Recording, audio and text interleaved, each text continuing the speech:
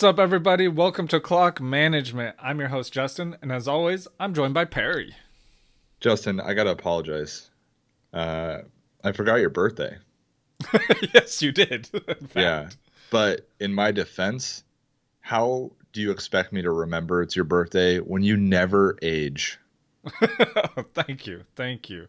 I know You're all I'm nothing like your brother. you're a pristine 19-year-old every time I see you. Your brother actually ages for the both of us. It's true. Yeah, that's why It's he's nearing 80, I believe, in he's a couple Benjamin days, Button. He's Benjamin Button in reverse. which is just a normal person. Welcome to Clock Management. He's reverse Benjamin Button. Uh, all right. That's the show. Hi, everyone. Actually, today we're going to cover the NFC East. All right, you talked me into it. But before we get to that, I do want you guys to make sure you follow us on Twitter and all social medias, but most importantly, subscribe to us on YouTube and watch our podcast or listen to our podcast on Apple Podcasts, Google Podcasts, Stitcher, Spotify, iHeartRadio, anywhere else where you want to listen to it. It's there. Just go do it. Sir, and if it's not where you want it to be, please let us know in the comments below. And also, we did just give away an Andre Reed autographed jersey like a week ago. And we're getting ready to give away a Mark Ingram autographed jersey.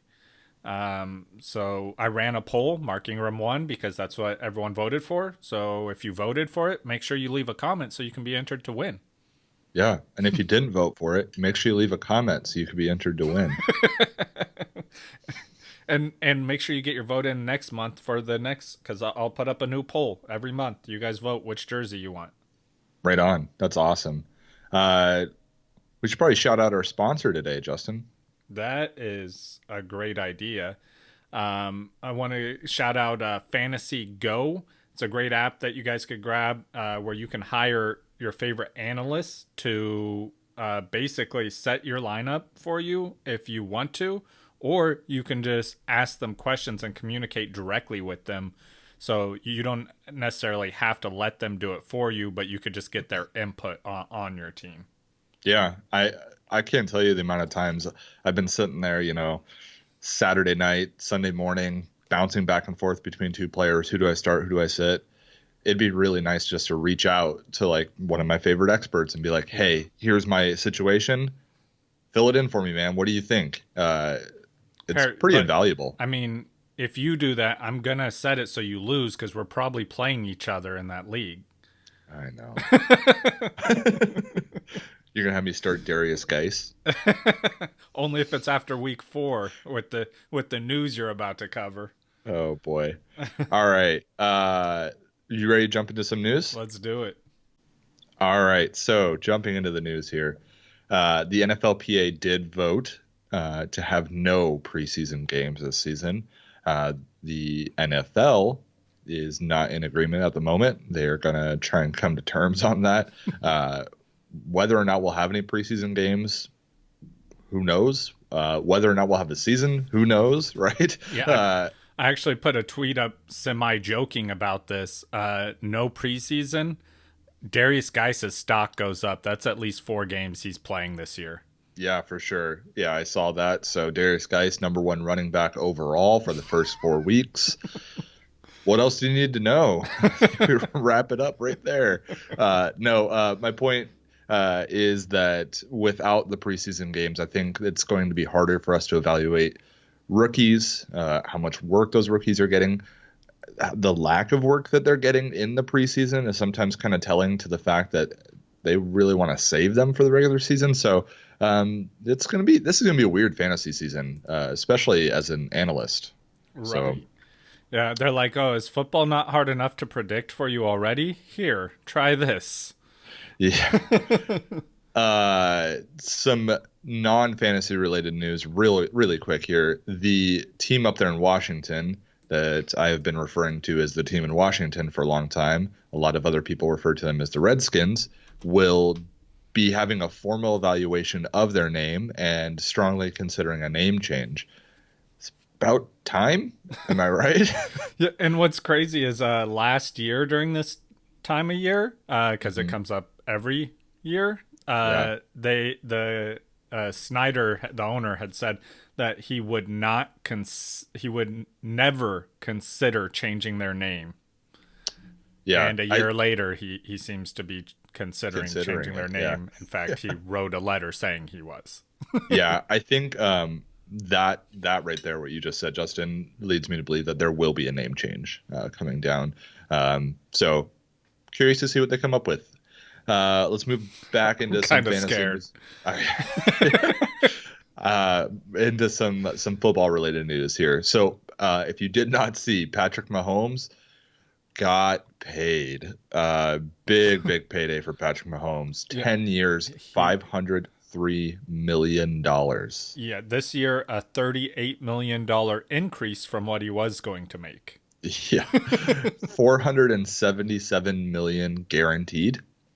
Largest contract in sports history. An average of 40 million a year. 96 cents a second for the next 10 years. Dang. And man, so I was talking to a few people about this, but I'd like to talk to you about it, Perry. Oh boy.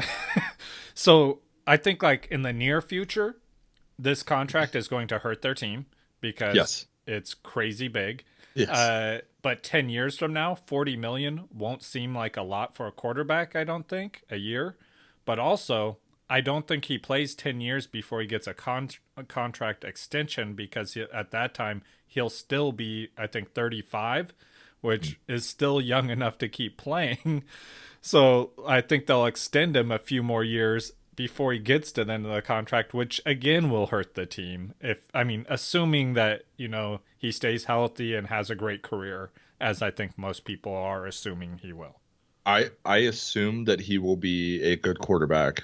I will also assume that the team around him will slowly become pretty bad. We see this every team that gives a gigantic record-breaking contract to running backs, even quarterbacks. The rest of the team suffers. Todd Gurley with the Rams. Things went downhill after Todd Gurley got his bag, man. So also, I just want to say to all my friends who are Chiefs fans who were telling me that he was going to give them a discount. wrong. I told you so. Yeah, wrong. Big wrong. Yeah, there was no discount. It's insane. A $500 million contract. It's crazy. I do think that in terms of talent, he deserves it in terms of talent. But again, it's going to hurt the team as a whole. Not this season. This season, they should be just fine. They should be contenders. If they repeated as Super Bowl champs, I wouldn't be surprised. But, looking 2 years down the line, 3 years down the line, some of these other key players, especially offensive linemen, that sort of thing, they're going to need to get paid too, and there's not going to be room for them to get paid. So it'll be really interesting to see how the Chiefs organization navigates this. Fantasy-wise this season, nothing to worry about. Patrick Mahomes is still my number one quarterback. Tyreek Hill's still going to be boom bust, but mostly amazing. Travis Kelce's still amazing. So nothing really changes this season. Pretty incredible, though. $503 million. Man, it's insane. When do we see this? So one last question on the same topic. Let's say Lamar Jackson wins the Super Bowl this year. Does he get a $550 million contract? I think he'll push for it. If I were the Ravens, I would absolutely say no. But it sets a precedent every time that there's a new record-breaking contract. The next guy, right now everyone's like, well, Pat Mahomes is in a league of his own, so like no other quarter. Well, sure he is. But if Lamar Jackson were to have a even better season than last year, he would be in that league. He would be beyond that league. Yeah, exactly. Yeah. And so it's like now there'd be a debate for it. So I'm just saying that there is a possibility that we could be seeing a larger contract next year. Yeah, I think the really interesting thing about the Mahomes deal was that he wasn't concerned about beating out the next highest football deal. His concern was beating out the highest sports contract ever, which was Mike Trout. He passed out Mike Trout, which is a baseball player, and baseball contracts are out of control. So he changed football. Yeah. He changed football. So this should be interesting to watch over the next 5 to 6 years on how NFL contracts start to change and how they start to grow and how salary caps adjust. Salary caps, are going to start adjusting. I think they're going to start going up. So, I mean, they go up every year, but I think they're going to go more significantly. Yeah. All right, moving on here. David Njoku has requested a trade from the Browns, but the Browns are not interested in trading him. It appears that they would like to keep him as a key part of this team. Do you want Njoku to leave? I mean, clearly it would make Austin Hooper more appealing. It would make Njoku more appealing, depending on where he lands. Where's a good place for him to land? These are all questions I have for you, Justin. Oh, thank you. No, I think the best play, and I mean, I'm just gonna, go like the most bland answer ever for you, Perry. The Patriots. Yeah. Njoku would be, he's super freak athlete, tight end, and the Patriots are lacking that right now. So they would love to have Njoku, I'm sure. And the Browns love to make bad decisions, so it makes sense. The Browns shouldn't get rid of him. They're planning to run a 2 tight end set. It benefits them to have Njoku there as a team. Fantasy-wise, it doesn't help us. But the Browns don't care about our fantasy squads or also winning games, so I'm not sure what's going to happen. Yeah, I really like the Patriots landing spot for him, because I think he could really fill that role that Cam Newton loved in help me out. Tight end for Carolina. Plays for Seattle now. Yeah. Yep, we're both terrible at our my job. God, I'm fired. Why can't I can see his face. Greg Olsen. Whoa, that was too painful. Whoa, we landed that plane. Painful. Boy. Whew. It was a water landing. It was a little rough. Yeah, a little rough. Anyways, he could definitely fill the Greg Olsen role.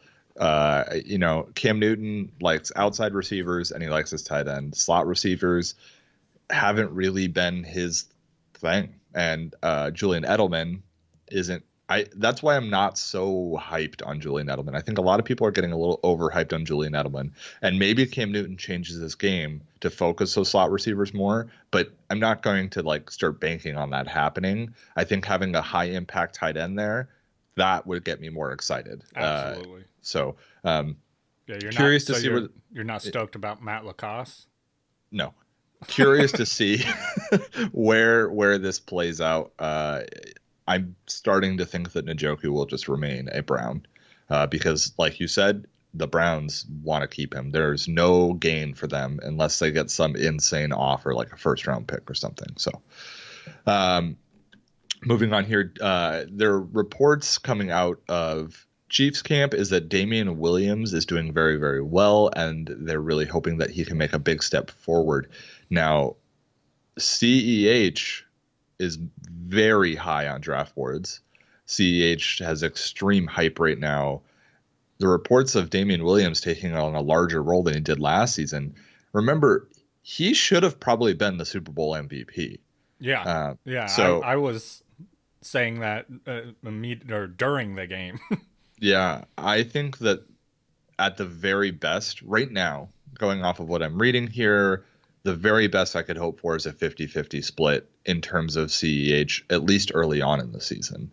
Do you think that CEH is going too early, Justin? I do think CEH is going too early. I almost never draft him.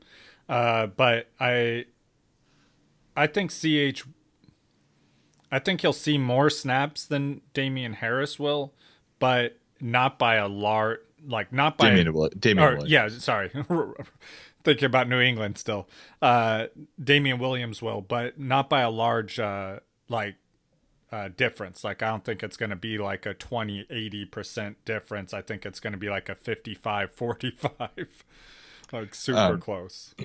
Looking here, CEH is currently ranked 16th at running back, whereas Damian Williams is 34th. Yeah. We're taking Damian Williams at this point, right? Yeah, absolutely. Right. The value is just there. CEH ahead of guys like Leonard Fournette. We know Leonard Fournette's getting a ton of carries. That seems crazy to me. Yeah, who's stealing carries from Leonard Fournette? Right. I would see an argument taking CEH ahead of Melvin Gordon, but... And I don't agree with that because so that you have the same worry about both these guys in that, there's another guy that could be taking carries from them that hasn't been as prolific as the team had hoped. Yeah. But the difference is we've seen Melvin Gordon be good in the NFL. Yeah.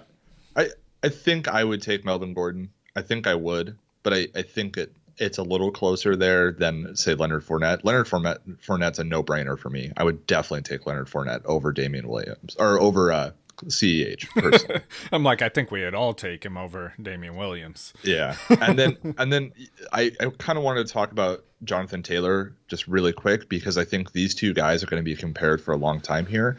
I think Jonathan Taylor was probably the overall top talent going into the draft, but he certainly didn't go first. I've been going back and forth on Jonathan Taylor and how I feel about him. I'm really excited about Jonathan Taylor. Good, because I am again. Okay.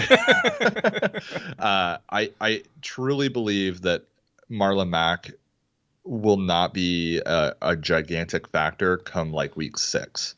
I think early on it'll be closer to 50-50, but I think Jonathan Taylor is a Zeke Elliott like athletic level freak. And we could have a Zeke again in Jonathan Taylor. So I really like Jonathan Taylor. And I was talking to somebody and they had said something like Marlon Mack was, behind that great offensive line. Before Marlon Mack was there, he was just a guy. No one was excited about Marlon Mack. They're and then he got behind a great offensive line and produced good.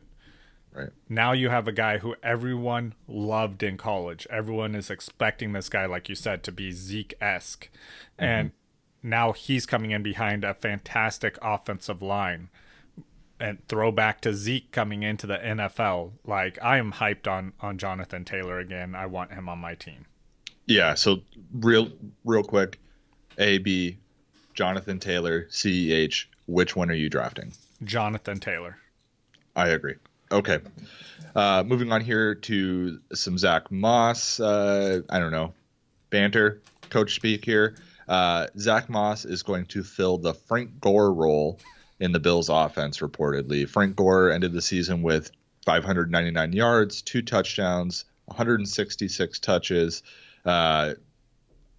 I personally think that... I assumed he meant just being the old veteran in the locker room. He's just going to fill that role. I personally think that his efficiency is going to be much higher than Frank Gore.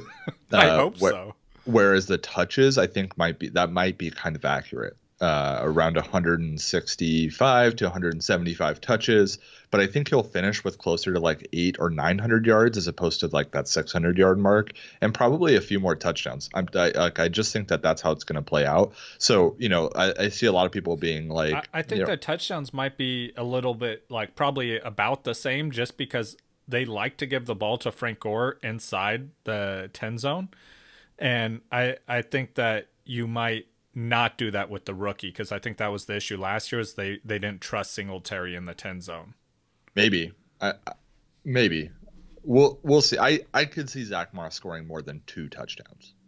You know what I mean? I think 5 touchdowns is doable for Zach Moss, but we also have to consider that, the quarterback is going to steal it. Josh Allen's going to be stealing goal line carries there. So it's becoming more of a backfield that I'm becoming more scared of. I really like Devin Singletary a lot. I think he's a really talented running back, but I think that these waters are getting more and more muddied as the days go by. And the fact that Devin Singletary his goal line work is not guaranteed whatsoever at this point.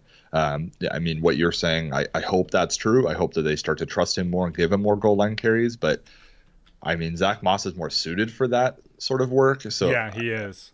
I'm not totally sure. I'm still taking Zach Moss because he's way cheaper than Devin Singletary, and he could end up being the number one running back on that team. I mean, that could happen even if Singletary stays healthy.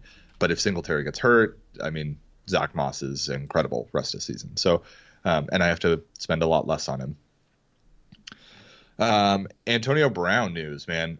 He seems to continue to stay in my news feed here. Apparently, there's a decent chance, I'll put it that way, that he signs with the Seattle Seahawks at some point this offseason. We just now were talking before the show. I'm putting at about 40% chance that he signs with the Seahawks before the season starts, and I think there's a 90% chance that he signs somewhere. He clearly wants to play. He's clearly capable of playing. He's going to be taking a team-friendly deal because it's going to be hard for him to find a job if he doesn't. And there is a suspension looming. Nobody's going to sign him week 6 to find out that he's suspended the next 8 weeks. So I think teams want to if a team wants him, they're going to get him on the roster as soon as possible, figure out what that suspension is, and then move forward. So if Brown signs with the Seahawks, Tyler Lockett, DK Metcalf, they're both fine until Antonio Brown is back from suspension. At that point, I become a little bit worried. We'll definitely see who the alpha wide receiver is on that team by that point. But that second guy, I become a little bit more concerned about. And the alpha, who I think will be DK Metcalf, is probably going to move down just a little bit because Antonio Brown is going to demand targets. He is still a good player as far as we know. Yeah, I'm pretty sure as long as he's stepping foot on that field, he's getting targets. Yeah, definitely. I mean, are you with me on the DK part though? Yeah, absolutely. And that's my point is as long as he steps on that field, he's demanding targets, which is hurting DK, especially because DK was like, getting fewer targets than Lockett already, but still managing to do like his production level on those. So you take away a couple of those, it hurts him more than it does even Lockett. Yeah. I'm interested to see where he lands. I personally, on deeper leagues, if you want to spend like one of your last picks on Antonio Brown and just have him sit there for a little while here until we figure out where he lands, I'm kind of on board with that.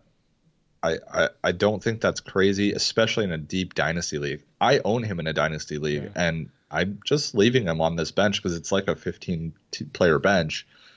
He's not hurting me sitting there. So, all right. That's all the news I had to talk about. I do have some news no one cares about. Not too much. A lot of real news going on currently. But the Eagles wide receiver Desean Jackson decided to make some news no one cares about by putting out an anti-Semitic post on IG and then apologizing for it a couple hours later after removing it. That's bold move. We'll see how that works out for him. Don't understand it, but cool. Okay. Like, honestly, I think he shared it without understanding what he was sharing. Because it was like, I think he saw it as like a pro-black like message, but didn't understand the other half of this message.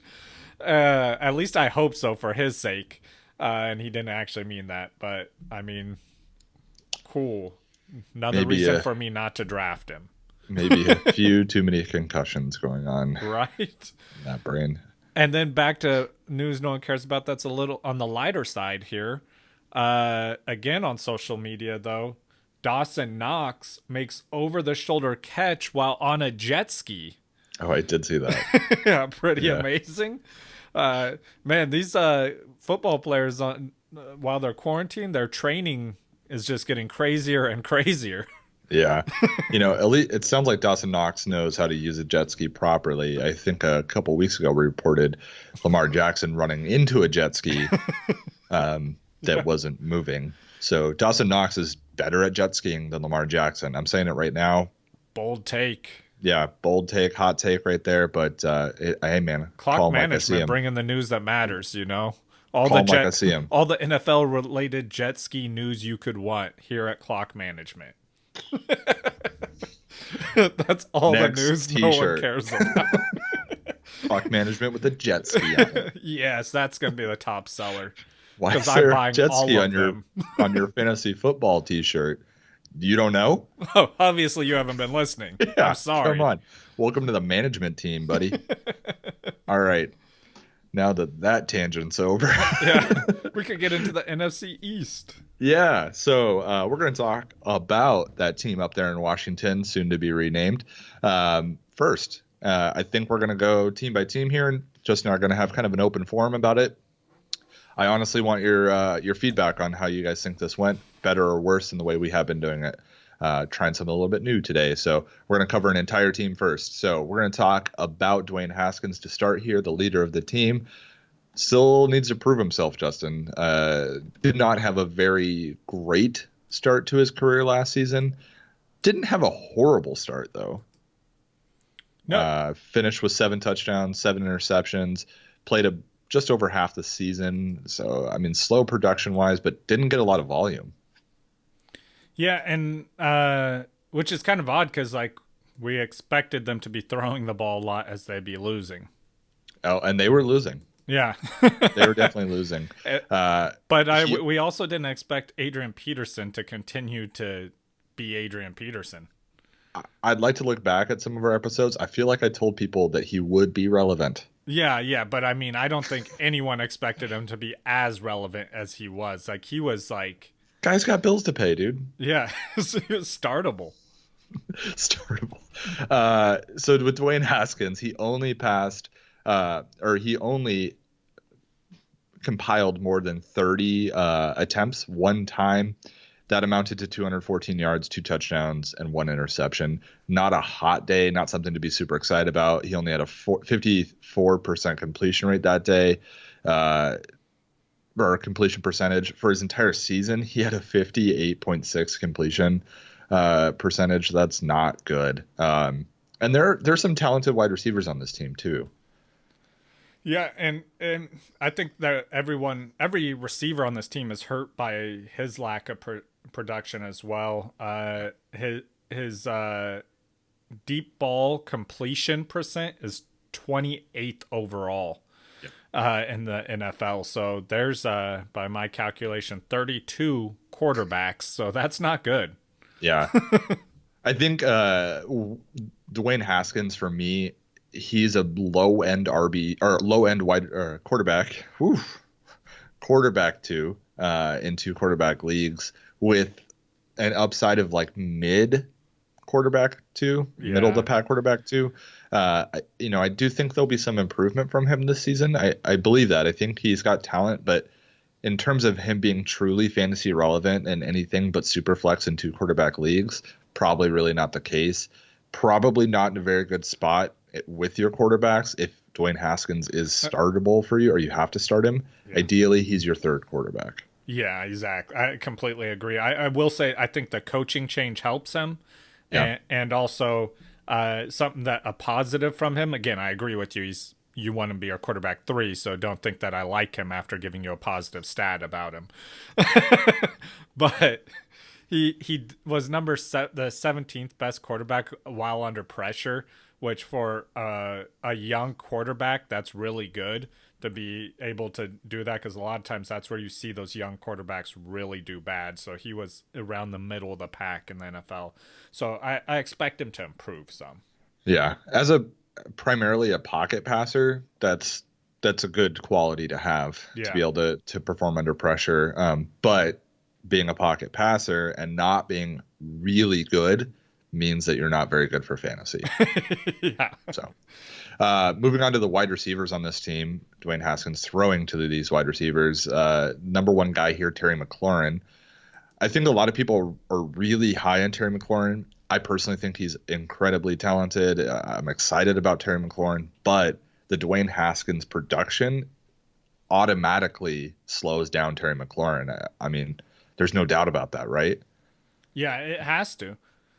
And like you said, there's other talented wide receivers there as well. Yeah.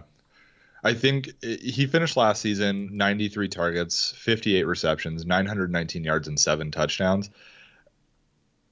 I think he breaks 1,000 yards this season. I think he's going to be right over 1,000, 1,100 ceiling, right? But I think that touchdown number, if he hits 7, that would be a success. I honestly think that it could be closer to like 5 because I just don't think this team is going to score all that much. Well, I think another guy that we need to be looking for there too, who's going to actually hurt Maclaurin with the addition, like talking about how Haskins has a ceiling.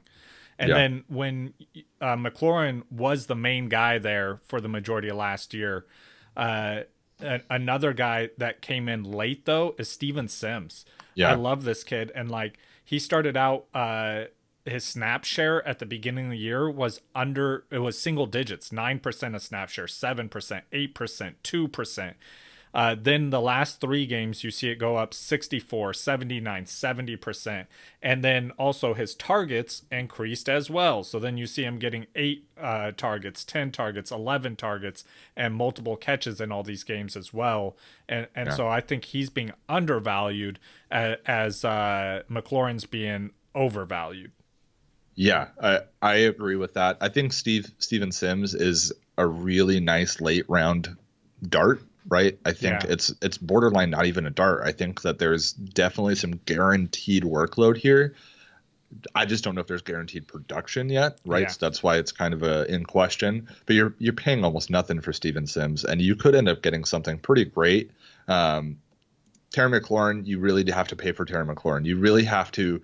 He has to hit those numbers that I was talking about. He needs to hit around 1,100 yards and 7 touchdowns to like be as valuable as what you're paying for him. And people want Terry McLaurin from last year, but last year the reason why Terry McLaurin was so valuable is because you drafted him at where you're getting Steven Sims this year. So Steven Sims is Terry McLaurin from last year. Yeah, I completely agree. That's a really good take on it. All right, so moving on to the running backs, Darius Geiss is slotted to be the number 1 running back here. I know that Darius Geiss is incredibly talented. I think there's been a lot of potential for Darius Geiss over the last 3 years. But the injuries, man, does he stay healthy? I don't know. Is that possible to predict? I know. I feel like you should talk about Darius Geiss. But I have loved Darius Geiss. I have loved. Then he has scorned me. And I forgave him, and I came back, and he scorned me again.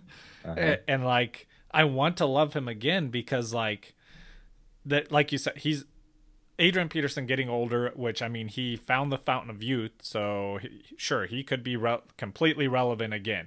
But Darius Geiss is clearly, like, as of today, more talented, more athletic than Adrian Peterson is. The problem is he's too athletic for his own body. He rips it apart as he runs. Specifically, his knee. Like, it's the same part of his body that continues to break. It's his right knee every time. So, like, it's tragic. It's tragic. He's, like I always say, he's the MVP of preseason. So if we have no preseason, that's 4 wins you're getting out of him. Yeah, I think there's no doubt that Adrian Peterson will be relevant. I think there's no reason for Washington to give all the work to Darius Geiss considering his injury history. I think their ultimate goal is to keep him healthy for an entire season. And if that happens while still giving him, say, 50% of the workload, that's a success at this point for this guy in his career. He's only 23 years old, right? So if they can keep him healthy for a whole season and show that he's able to do that, 2021 could be great for Geiss. But I think 2020, Adrian Peterson is still going to be getting work. The guy finished last season with 898 yards and 5 touchdowns. And apparently he's too old to play football, right? So I still think that he could finish right around 800 yards, another 5 touchdowns. I wouldn't be surprised. Darius Geiss, healthy all season, I think he breaks 1,000 yards. I think that could happen, but he has to play all season. I mean, you're the guy. where are you taking Geiss? It's hard. It's hard because like a lot of times where he's going is like, what do you know what his ADP is? I don't have it pulled up, but I want to say it's like 32. 32nd player or running back? Running back. Okay. Yeah, I was gonna say I want to say it's around like 6th or 7th round he's going. Here, let me help you out. Just before him, Kareem Hunt, Sony Michel. Then there's Darius Geiss. Then Jordan Howard, Ronald Jones, Damian Williams. You can only take one of those guys. Yeah, I mean, it's not Geiss. No, it's Kareem Hunt. Yeah, I assume. Yeah. Yeah. Kareem would you Hunt, take? and then if you remove Kareem Hunt from that, the conversation gets a lot more like complicated for me because I don't like Sony Michel, Jordan Howard. I like him, but and like I think Geiss has the highest ceiling there, but because he's Easily so the athletic. lowest floor. Yeah, that's the problem. So if I've secured like 3 running backs, I might take a shot on him. Yeah, I think I would take Kareem Hunt over him. Yeah, I'm taking Kareem Hunt regardless. I would take Damian Williams over him. Sony Michel, there's no way. There's just no way. I'm not taking Sony Michel. Like, this is what I would probably do, though. I'm probably going to take Damian Williams in that situation. And then I'm going to grab myself Antonio Gibson at the end of the draft. Because if Geiss goes down, Adrian Peterson's 80 years old. Gibson's the rookie running back there. He just may fall into a starting spot and you got him at the end of the draft. And he might not be, he might not be productive. You don't know. We don't know that, but it's the opportunity that there's a path to being, high-end RB in his future. Yeah, I really like that. And everything I said about Adrian Peterson, if Geiss goes down, his numbers don't go up all that much. I think, right, they're just going to bring in Gibson and allow him to get that workload that Geiss was taking. I don't think they're going to give Adrian Peterson like workhorse back a workload. They're not going to do it. So, okay, let's move on to the tight end. Justin, you got anything to say about Jeremy Sprinkle? Nope. don't draft him. I'm in definite agreement there. Having a fantasy relevant tight end on a team that's going to probably have a really anemic offense is going to be very, very difficult. So do not fall in a trap of drafting Jeremy Sprinkle because you think, oh, he's the number 1 tight end there, or because his name's Sprinkle and you just like the name. Just don't do it. It's a good name. Buy his jersey instead. Buy his jersey instead. All right. Let's jump into the Cowboys. You want to talk about the Cowboys for a minute? Yeah. Does Dak get a contract higher than Mahomes now? No.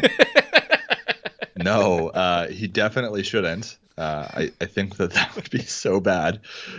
You and I were having a really good conversation after our last episode regarding the ADP on quarterbacks, and Dak was in that conversation. It was a big part of it.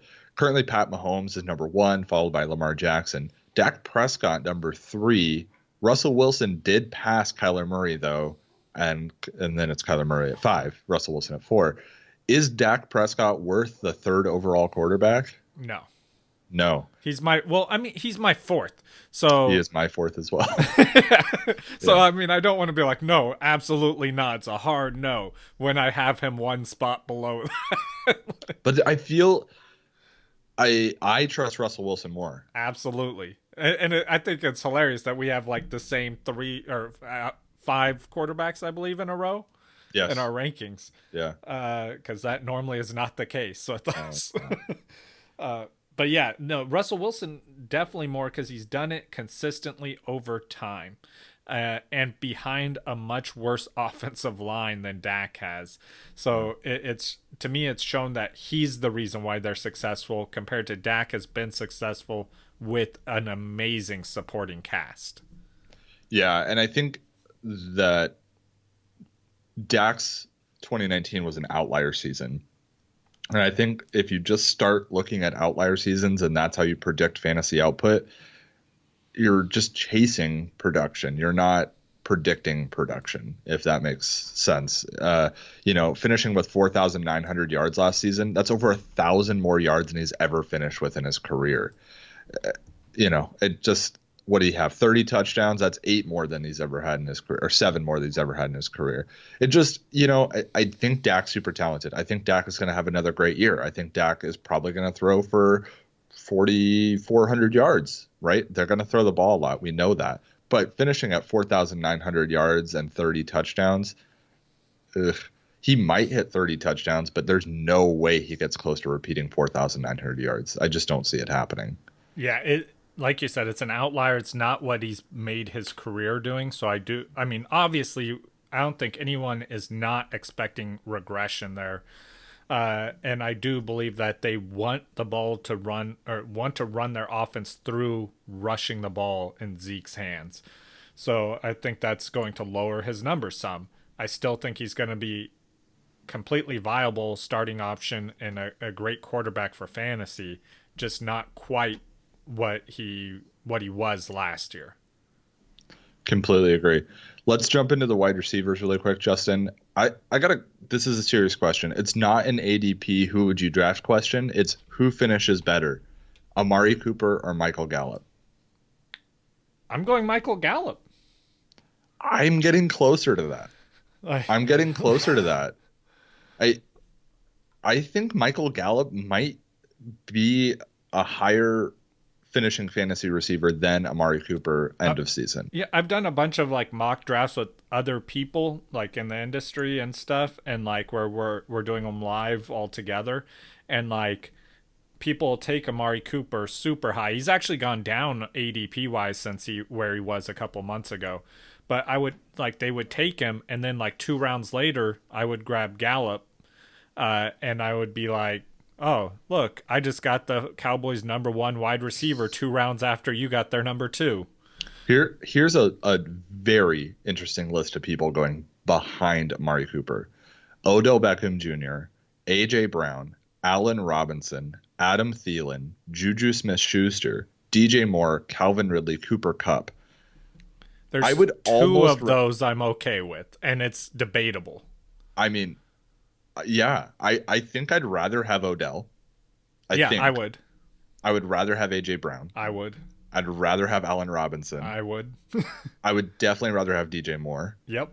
The next 2 are my question marks. yeah. The Juju and the Adam Thielen, I think there's a little bit more question mark, but I think maybe Adam Thielen over him as well. That's the one to me where it's like, I got them. They're really close to each other. So then the next important part to bring up here is Amari Cooper is the 9th ranked wide receiver currently, where Michael Gallup is the 30th. Yeah. There is no world where I'm taking Amari Cooper in a fantasy draft in 2020. And if I finish, if I'm wrong because of that, and he ends up having a season that is better than all the people we just listed, okay, I'm fine with dying on that hill, but I am pretty sure I'm not going to die on that hill. Yeah, right. I'm pretty confident in this. Because like he's going to see a decrease from last year because the yardage, first of all, for the Cowboys is coming down. But then on top of that, you have another viable wide receiver there and CeeDee Lamb coming in, who's going to get plenty of targets. And then they got rid of old man Witten, and I mean, I'm not saying Blake Jarwin is amazing, but he's a lot younger and more relevant than Witten was last year. So he's going to do better in production wise than what Witten did. So those you have to spread that offense out to these people, which brings everybody's numbers down. Yeah. So he can't finish at that position. Like, right. I just don't see a way he does. I think Michael Gallup here's the ultimate finishing take on this. In 14 games, Michael Gallup had 113 targets, 1,107 yards, and 6 touchdowns. Amari Cooper in 16 games had 119 targets, 1,189 yards, and 8 touchdowns. Both of those numbers go down, but I think, there's no guarantee there. I think Michael Gallup might finish there, but play if he plays all season, so 2 more games. But Michael Gallup is infinitely cheaper. Infinitely cheaper. Michael Gallup will definitely surpass his ADP in production, whereas Amari Cooper will almost definitely be a bust in terms of what his ADP is. And I got another combination of stats here. We're just throwing them out. Amari Cooper, so he's a big body possession wide receiver is what he's known as. His catchable target rate, meaning passes that were in his catch radius, like where he had an opportunity to catch them, so you discount any ones that were just thrown way over his head, things like that, was 83.2%. That's 14th best in the NFL among wide receivers. Now, his true catch rate, which is the percent of those that he caught, was 79%, which is 63rd among wide receivers in the NFL. So he had a huge advantage in the passes coming to him being better than most wide receivers, and yet he still ranks way down the list in actual catches. He is like, there's weeks that he is on and he's elite and he looks amazing, and then there's weeks where he looks like he does not belong in the NFL on the field. Yeah. Like, that's my thing with him. He's going to have weeks where you're like, oh my God, look at this dude. Like, I wish I had him on my team. But then you'll just forget about him the following week because he won't have a single catch. Yeah. Yeah. I mean, total agreement. All right, let's move on here to this running back Dallas has. Yeah, do they have a viable fantasy? I think they do. Oh, yeah. Zeke Elliott. Here's my quick take on Zeke. I think, if leaving Christian McCaffrey out of the discussion, because I think we're all in agreement he's in a tier on his own. Zeke is, of these like top 6 or 7 running backs, Zeke is the safest. Yes. And with a pretty high ceiling as well. Yeah. I like Zeke a lot. He's currently ranked 3rd in half-point PPR, ahead of Alvin Kamara, ahead of Dalvin Cook, ahead of Derrick Henry. I think I agree with all of that. I might take Alvin Kamara ahead of him. I might. But that would be really tough. Zeke is still involved in the passing game. Let me see what his receiving stats were. He had, dude, he had 71 targets last season, which was down from 2018 where he had 95, 420 receiving yards. He had 2 receiving touchdowns. He's involved in the passing game, and his rushing game is crazy, dude.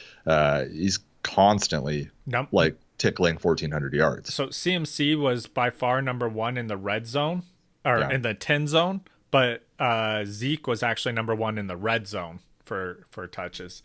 I would say, like, I agree with you in him being safest, but like for my rankings, I have for PPR I have CMC, then I Dalvin Cook, which I know everyone thinks I'm crazy for, and then I have Kamara and then Zeke. But in standard, it goes CMC, Zeke, and then Cook, and then Kamara. And I think that if I were playing it safe, I'm taking Zeke second with my second pick. But so far in my mock drafts and stuff like that, I seem to swing for the fences and go for Dalvin Cook and hope he stays healthy. I'm not going to talk about Dalvin Cook. I think Zeke is very safe. I think he has a very, very high ceiling. I think that there's a very legitimate argument to take him, even in half-point PPR, above Saquon Barkley. Dallas is going to be a much, much better team. They're going to score a lot more touchdowns. They're going to move the ball a whole lot more. Zeke is a key figure. When I was ranking them. Zeke is a key figure in that offense. Like, there's no doubt about that. I know Saquon's a key figure in the Giants offense. We'll talk about it in a minute, but it's a much worse offense. So I think I would rather have Zeke than Saquon. So Zeke's very, very high. I think that if you end up with Zeke, you're going to end up happy. He's safe. He's going to score lots of fantasy points every week. There's no doubt about it. So not a whole lot to talk about because he is so good. Yeah, like everyone knows, no one is like, man, do I draft Zeke? Yes. Everyone knows you draft Zeke. Like, it's not a question. and you get him in the first round. It's just a matter of where in the first round you're grabbing him.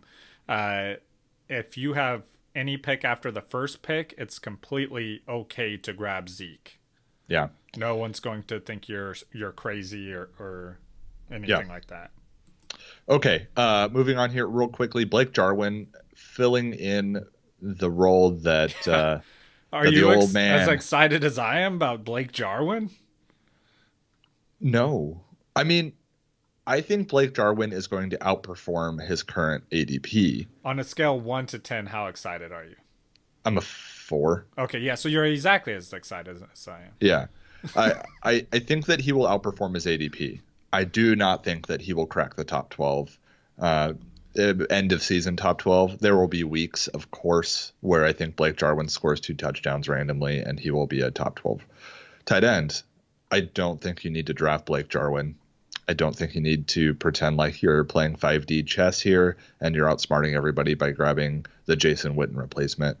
Jason Witten, despite, being not super good at sportscasting, is a very, very good football player. And part of the reason he was so successful is because he was very good, not just because he was the only guy there. So Blake Jarwin is not going to be Jason Witten 2.0. Maybe I'm wrong, but I doubt it. Which, I mean, I felt bad when we covered the AFC West. We didn't even mention the addition of Jason Witten. I know. No, I agree. Like, Jarwin is not a fantasy relevant guy. I'm probably not even streaming him. I think there will be better options available. I'm sure there will be a week, maybe 2, where he is in the top 12 tight ends, but I'm not going to guess on which 1 or 2 weeks that is to try and stream him. Just not worth it. Unless Arizona continues what they did last year, and then you start him when he plays Arizona. Yeah. All right, let's move on to the Giants, the New York Giants. Quarterback Daniel Jones. I know that you and I have been kind of far apart on Daniel Jones here. I think you're much lower on him. I'm a little bit higher on him, but I think that's accurate. I'm high on him in terms of his potential ceiling. I think his ceiling is very high, but his floor is also very, very low. So I just want to be clear before we get into it too deep with Danny Dimes. I think it's, again, like I said, his ceiling's very high, his floor is very low. I like the ceiling potential for Daniel Jones in a 2 quarterback league. If he's my second quarterback and that ceiling potential, that's really fun. I think that could be really, really good. Are we closer now that I've said that? Yeah. Yes. Okay. I'm less upset. Less upset. Okay, good. I'm still upset because we're talking about Daniel Jones here. Okay. Daniel Jones, I mean, he finished last season in 13 games with 3,000 yards, 24 touchdowns, 12 interceptions, 61.9% completion percentage. Definitely nothing to get super excited about. I think we're in agreement there.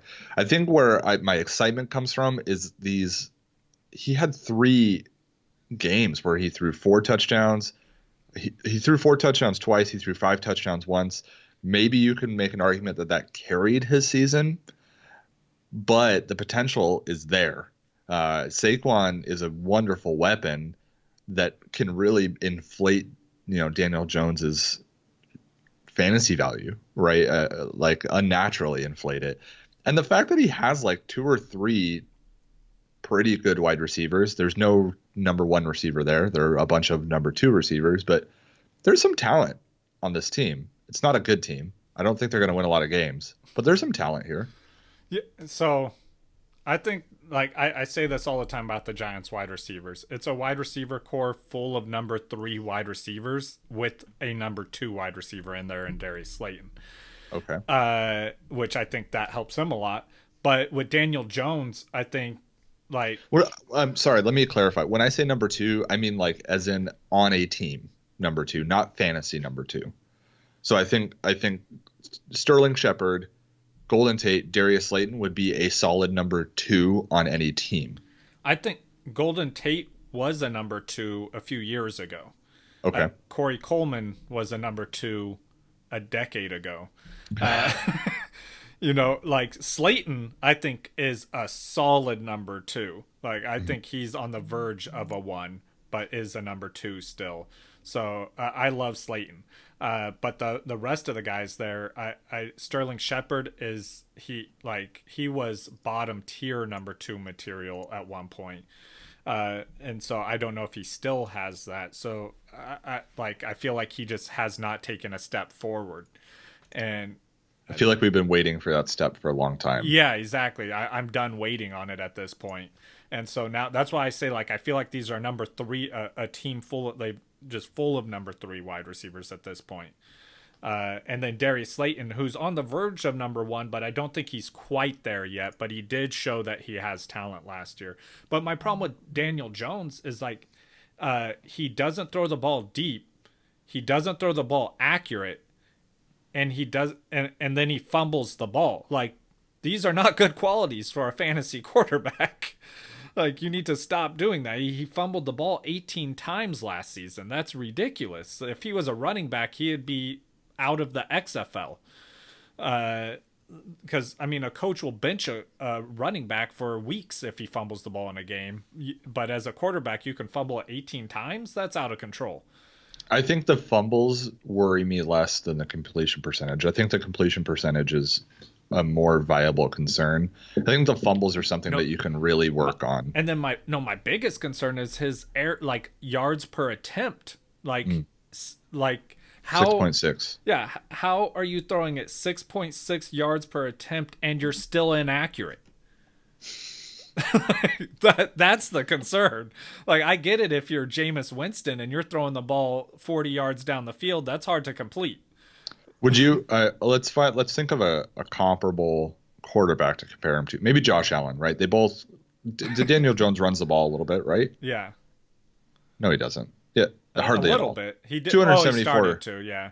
He started to a little bit. I mean, let's compare him to like Josh Allen's not a good comparison. No. This is tough. Carr? Ryan Tannehill. I'm going to compare him to Ryan Tannehill. Oh, give me Ryan Tannehill all day. I think so too. Yeah, I think so. I think Daniel Jones' ceiling is probably higher, but man, Ryan Tannehill's floor is so much higher.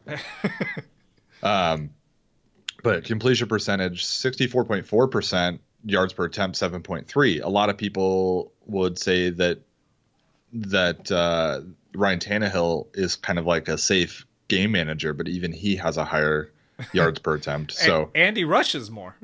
and he rushes more. Yes.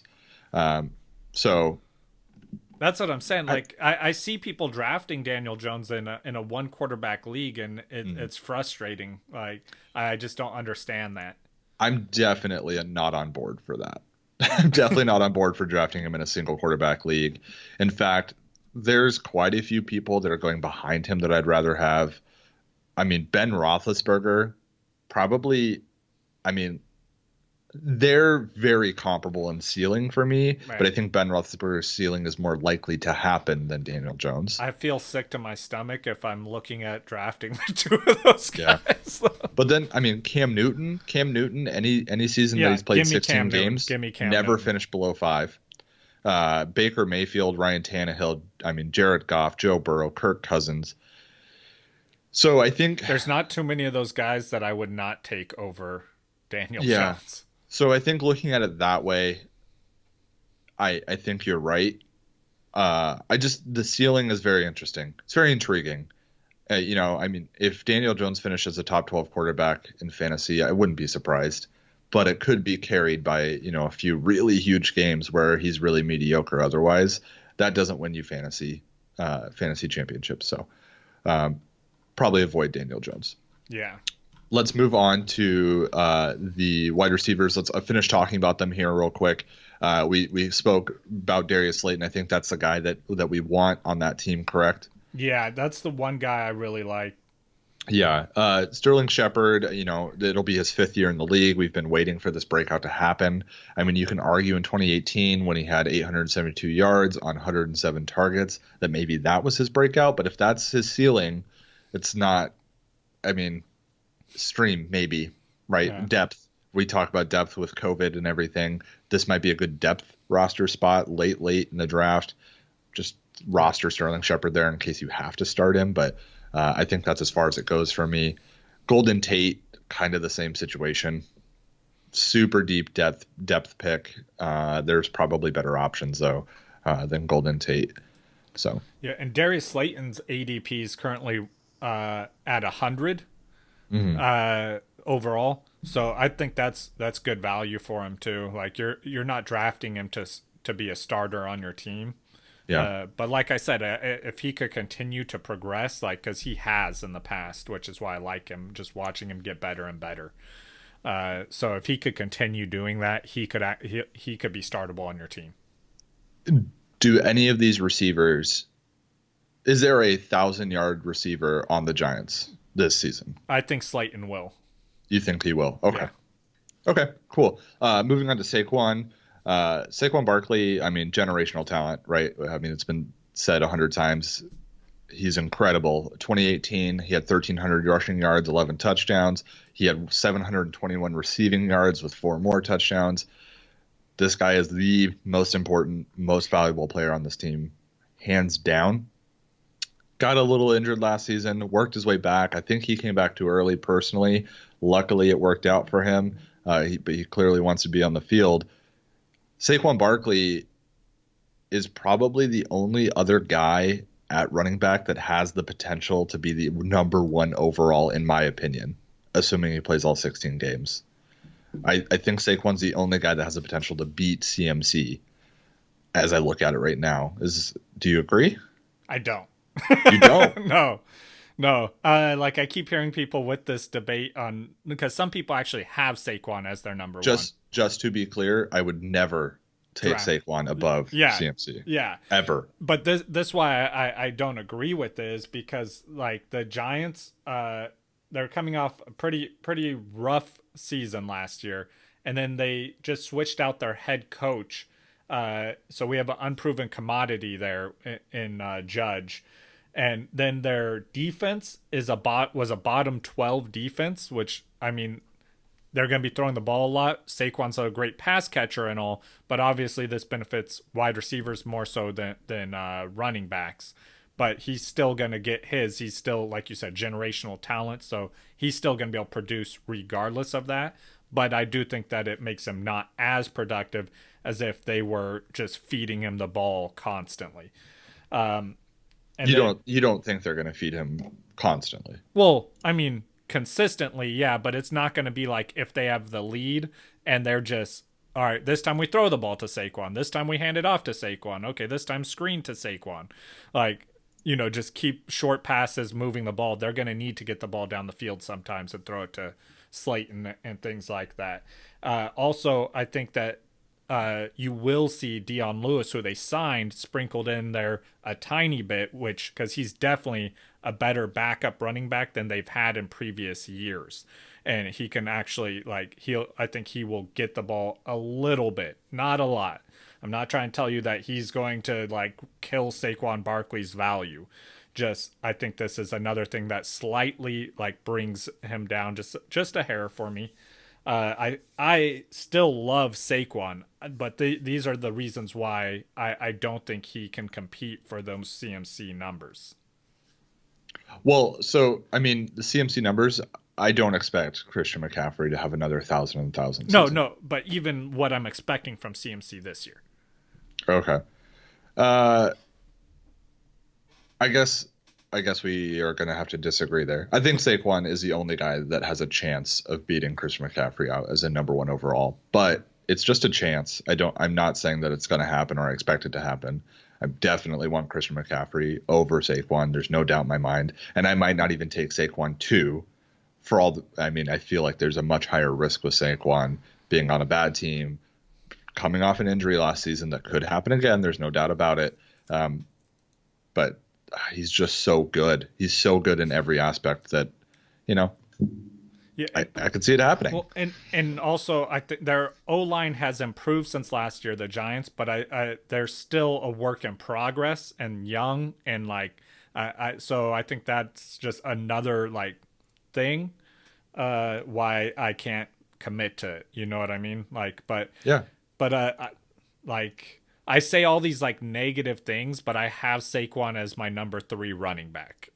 Like, just we're honestly at this point, we're just like peeling like the thinnest layers away to find issues with these like top 4 guys. So, anything we say negative doesn't mean don't draft him. It just means like, here's the one tiny reason why I have X player over Y player. So, for okay. me, top five running backs, I think they're all up in there with Kamara, Zeke, Dalvin Cook, which I think is probably the one with the biggest question marks with injuries, and then Saquon and CMC.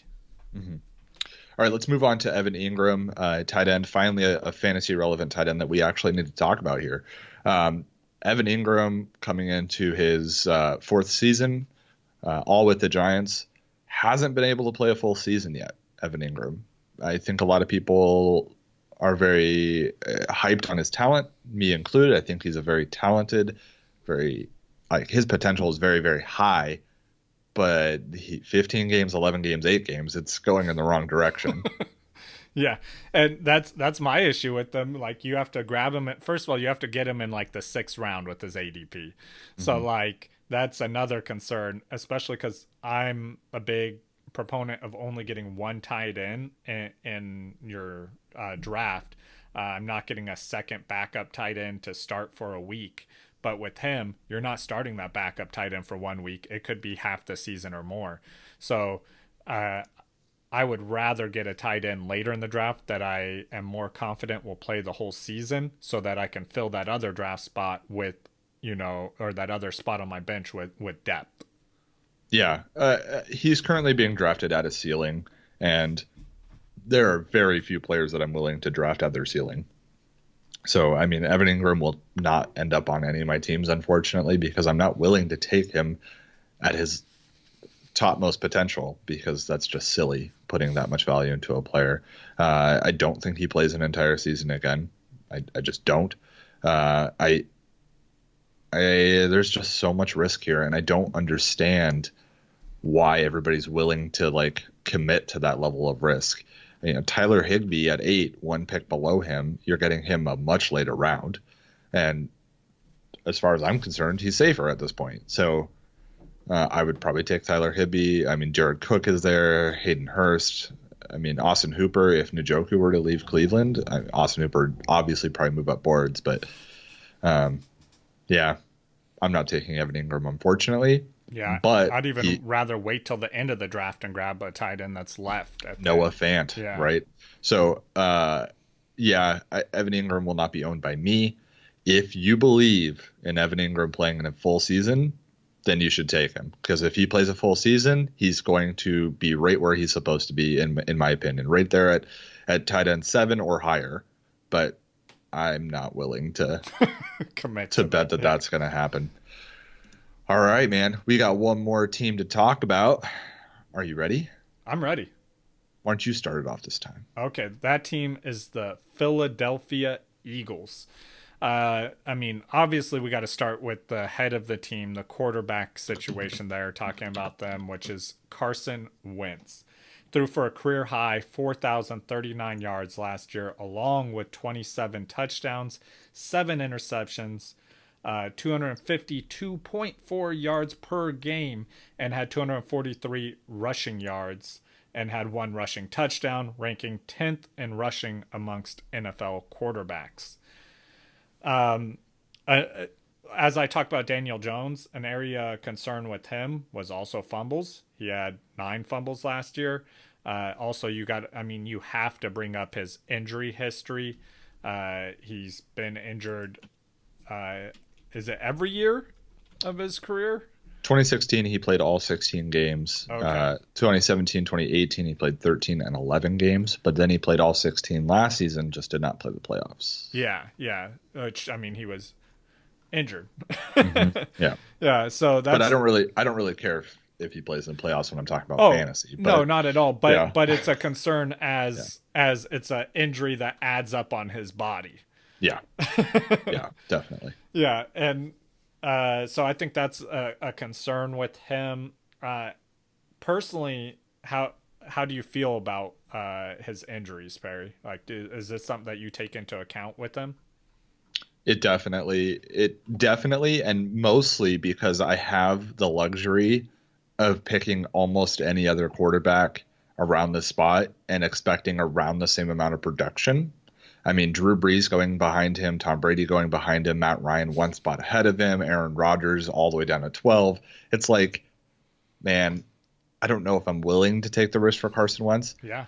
I will say that I expect Carson Wentz, if he plays all 16, to throw for 4,000 yards again, to throw for over 25 touchdowns. His interception numbers are always really low. He's thrown 7 in the last 3 years, or 7 every year for the last 3 years. So he's super accurate. Yeah, he's an accurate passer, doesn't make a lot of mistakes. He'll run the ball here and there, not a ton, but enough to make it relevant. I get it. I get why people want to take Carson Wentz. What happens if he gets hurt again? And then you're having to put a pretty high pick on him. It just doesn't make a whole lot of sense to me when I can just take Aaron Rodgers as a 12th quarterback at the moment. Yeah. I mean, Aaron Rodgers, I get that his numbers have been down the last 2 seasons, but his ceiling is just as high as Carson Wentz. Yeah, when I'm like talking about my quarterbacks and stuff, like especially when we're talking about like those guys, Aaron Rodgers and Tom Brady, and like mine always seem a little bit higher than other people's. That's because with all these guys got moved up one spot for me because I moved Carson Wentz behind all of these guys. I mean, I think if in a perfect world, we just ignore injuries. We pretend injuries aren't going to happen. Carson Wentz is right where he needs to be. Yeah. Maybe needs to be a little bit higher. But in a perfect world, we ignore interceptions, and Jameis Winston is a rock star. He was still a rock star last season. No, but I'm talking I know what NFL you mean. production. Yeah. So it just, I mean, all I'm saying is it's hard to predict injury. It's hard to factor in injury. But unfortunately, we have to somehow. And this is how I do it. I move him down, and Drew Brees. I'd rather have Drew Brees. Yeah. I'd rather have Tom Brady. I'd rather have Aaron Rodgers. I would much rather have Matt Ryan. I think I've made that perfectly clear. So yeah, because like you said, like if he plays all 16 games, I think he's over 4,000 yards. But I don't have him statted out to play 16 games. I have him statted out at around 12 games, and that's not good. Those numbers don't look good. Yeah. All right, let's move on here to the people catching the ball from him. Alshon Jeffrey, Desean Jackson, Jalen Reagor. My favorite here is Jalen Reagor. Like, hands down, the rookie. I think Jalen Reagor, Desean Jackson will not play an entire season. No. There's no chance in hell that's happening. Alshon Jeffrey probably won't even be ready for the season. Will probably start on the PUP list, physically unable to perform. Jalen Reagor probably finishes the number 1 wide receiver. As crazy as that sounds, JJ Arcega-Whiteside will not be fantasy relevant. Marquis Goodwin, we're not getting back on that train. No, Jalen Reagor, man, I like Jalen Reagor right now a lot. Yeah, I think because right now people are like, oh well, there's all these other pass catching options there, but none of them are going to be playing. Yeah, they're signed to the team, but who's going to be playing? They did bring in Marquis Goodwin from the 49ers, who's a great track star. If Desean Jackson goes down, receiver. If Desean Jackson goes down, Marquis Goodwin will move up, but move up into fantasy relevance or like high in fantasy? I don't think so. And he replaces Djax. He doesn't cut into what Alshon Jeffrey or Jalen Reagor's role would be. So currently Desean Jackson 55, Jalen Reagor 56. Yeah, and Alshon's had 3 severe injuries. Yeah, like if you go, like, you can look up injury probabilities, 61. And Alshon is 60.8% likely to be injured. His fragility rating, which they actually have scores for these sort of things, is 69.5%. Those aren't good numbers, if you're wondering. Desean Jackson, the last time he played a full season was 2013. That was his rookie season. He's had 2 15-game seasons. He's also had a 9, a 14, a 12, and a 3. There is no way he plays an entire season. Right? There is no way. Even if he plays 14 games, I mean, the season he played 14 games with Tampa Bay, finished with 90 targets, 668 yards, and 3 touchdowns. No thanks. Yeah. The only guy I'm touching on this team is Jalen Reagor for fantasy. Yep. I am in complete agreement there. Let's talk about a guy that I think is pretty controversial at the moment, or at least I think there's a lot of ADP is controversial. Yeah, there's a lot of arguments here that scare me about Miles Sanders. Currently going ahead of Kenyon Drake, Austin Eckler, Todd Gurley, Chris Carson. I mean, I'd take him ahead of Chris Carson. I'd take him ahead of Todd Gurley, but I'm definitely not taking him ahead of Kenyon Drake or Austin Eckler. I'll take him currently I'll take him ahead of Drake, but not Eckler. I think in standard, there's zero chance I take Miles Sanders ahead of Kenyon Drake. Yeah, I agree with that. But Miles Sanders, I mean, it was his rookie season last season. He managed to play the entire season, which is great. Finished with 818 rushing yards. Only had 3 touchdowns. He did have 509 yards passing or receiving, I guess, and 3 touchdowns there. So it's really great to see that he's involved in the passing game. I do want those rushing attempts to go up. 179 rushing attempts. He needs to crack 200. It should. I mean, as long as they don't bring in another running back. And that's what everyone's fear is, that they're going to bring in Devonta Freeman or someone else. That's why I have him where I have him, like why I like him, because they haven't done that yet. If they do that, he's coming down my draft board quite a bit. They shipped out Jordan Howard and they didn't replace him. So that's what tells me right as of right now, this team has confidence in him. Yeah, I mean, but Boston Scott is still there, and I love Boston Scott too. I don't think he'll get the ball as much as Jordan Howard, especially like in the red zone, because he's not the same guy as Howard. So Jordan Howard leaving leaves some touches vacant, right? Boston Scott had 61 touches last season in 11 games. Boston Scott finishes with 125 touches this season? I could see that. Yeah. So I think people assuming, here's where the controversy comes in for me. People assuming that Miles Sanders just gets all of Jordan Howard's touches. I feel like that's really nearsighted. You're not looking at the entire picture. No, but I do think he gets all of the 10 zone touches from Jordan Howard, because Scott's actually smaller than Miles Sanders. Okay. I'd see that. I do think that the one place where you can almost guarantee improvement is those rushing touchdowns for Miles Sanders. Yeah. Only finishing with 3 last season. I think he definitely gets at least 5, ceiling of 10. Yeah, I was going to say I have him more around 8, so. Okay. So right now him going as the RB11, would you take him ahead of Nick Chubb? No. Okay. Would you take him? You would take Austin Eckler ahead of him? Yeah. Okay. Interesting. Yeah. He falls towards he falls into the second round a lot of times, but I like him in the second round. I don't like him in the first round. Okay. I'm in total agreement there. If I could get him as my second running back, I think I'm really happy. I've pretty much decided right now that I'm going to be going running back. So there's been multiple leagues that I've done where I've taken Austin Eckler at the back of the first round and then Miles Sanders with my on the turn. I think that's a good start. Yeah. I mean, there's really high upside in that. Yeah, especially in PPR, I like it. Yeah, and having that last pick, I kind of like going for upside at that point because I need to try and make up some ground from these guys that got, Christian McCaffrey, Saquon, that level of player. So, and I don't think Miles Sanders or Zeke or Austin Eckler is quite that level of player, but they have a ceiling that could get me close to that. So, yeah. And combined. Yeah. All right. And then we need to talk about the number 1 pass catcher on this team, or at least the one in terms of targets. The number Zach 1 Ertz. and 2. Zach Ertz and Goddard. That's right. Zach Ertz, I moved Zach Ertz down last season, and I think that I was very good for doing that. I think a lot of people were pushing Zach Ertz up into even the number 2 spot, which I was not on board with. It was very clearly George Kittle as number 2 for me. He's currently number 4 behind Mark Andrews. We've talked about Mark Andrews. I think he is rightfully in his spot at number 3, considering the low snap count that he had last season, which is clearly going to go up. Zach Ertz at number 4. Does that make sense to you?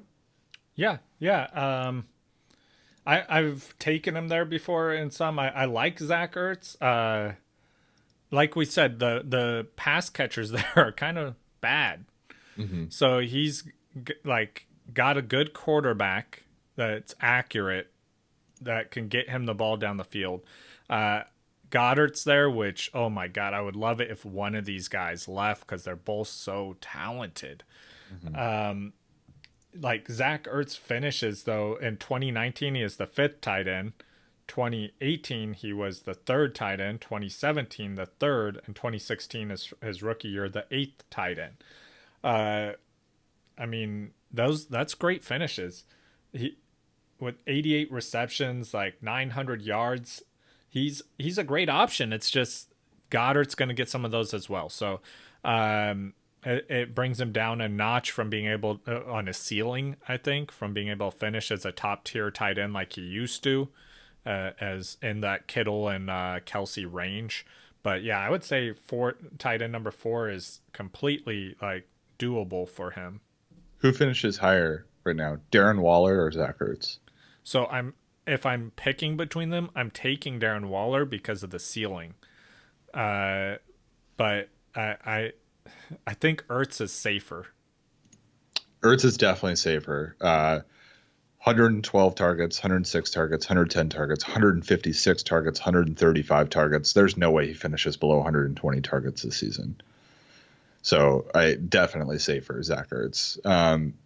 Darren Waller, I would agree with you. I think his ceiling is higher. So I also think Darren Waller is going a lot later. Not a lot later, but late enough that there's definitely a teardrop there in terms of where people are drafting these tight ends. So I would take Darren Waller over Zach Ertz just because I'm going to get him for a little bit cheaper, and I can go pick up, my second wide receiver at that point, or first wide receiver in some drafts. Okay. Did we do it? We did it. We covered everyone. Wow. We did cover everyone. Yeah. That was fun. Good episode, Justin. What are we doing? We finally made it. Yeah. What are we doing next episode? What are we doing Saturday? Saturday, I was thinking we could do our top 10 quarterbacks ranking. Yeah. That sounds good to me. And we'll start our series on positional rankings. Spoiler alert, we have the same top 5. But we'll discuss more why we have those players where we have them, which is the important part.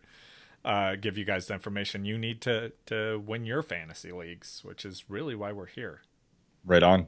All right. Well, everybody have a wonderful rest of your day. Have a wonderful rest of your week. We will see you on the weekend. Bye.